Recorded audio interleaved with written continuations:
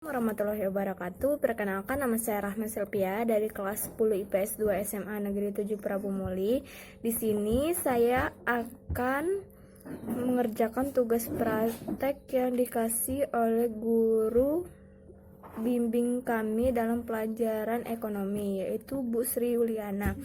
Kali ini saya akan membahas tentang artikel pembangunan dan pertumbuhan ekonomi dan deskriptif artikel tersebut secara luas. Artikel pembangunan ekonomi di Indonesia. Salah satunya masalah ekonomi di Indonesia yang sering kita jumpai adalah pengangguran yang sering kita jumpai yang tiap tahun semakin meningkat. Penyebab pengangguran umumnya disebabkan karena jumlah angkatan kerja sebanding dengan jumlah lapangan pekerjaan yang mampu menyerap perekonomian, karena pendapatan masyarakat akan berkurang sehingga dapat menyebabkan jumlah pengangguran semakin meningkat.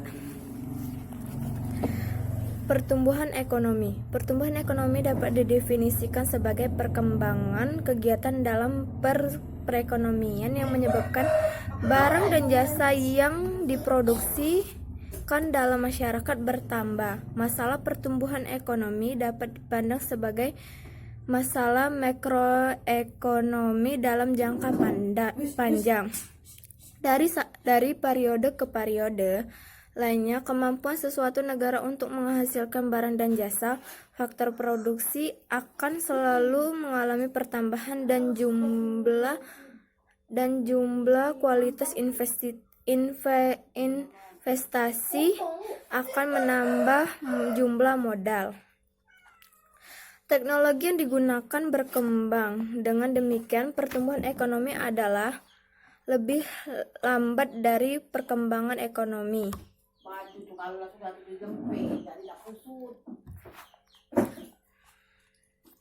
Teori pertumbuhan ekonomi klasik ditemukan oleh Adam Smith, David Ricardo, dan T.R. Motivation. Berikut akan saya uraikan satu persatu.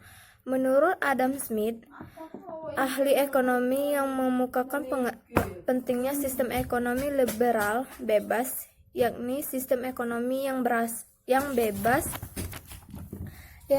dari campur tangan pemerintah. Adam Smith percaya bahwa dengan menggunakan sistem ekonomi liberal bebas, pertumbuhan ekonomi dapat dicapai secara maksimum. Dan menurut David Ricardo dan T.R. Malthus berpendapat bahwa pertumbuhan dan pendudukan yang terlalu besar hingga 2 kali lipat bisa menyebabkan melimpahnya tenaga kerja. Teori dan pertumbuhan ekonomi neoklasik. Ada 3 tokoh neoklasik, yaitu Robert Solow, Harold dan Domar, Joseph Schumpeter. Faktor-faktor pembangunan ekonomi. Faktor-faktor ekonomi yang mempengaruhi pertumbuhan dan pembangunan ekonomi diantaranya adalah sumber daya alam, sumber daya manusia, sumber daya modal, dan keahlian atau kewirausahaan.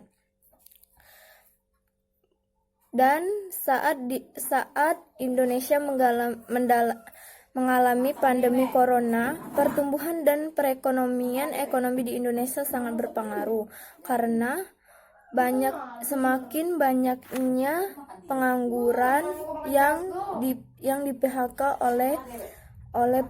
oleh bosnya sendiri karena tidak mampu membayar gaji, sehingga pertumbuhan dan perkembangan ekonomi pun akan mengalami penurunan.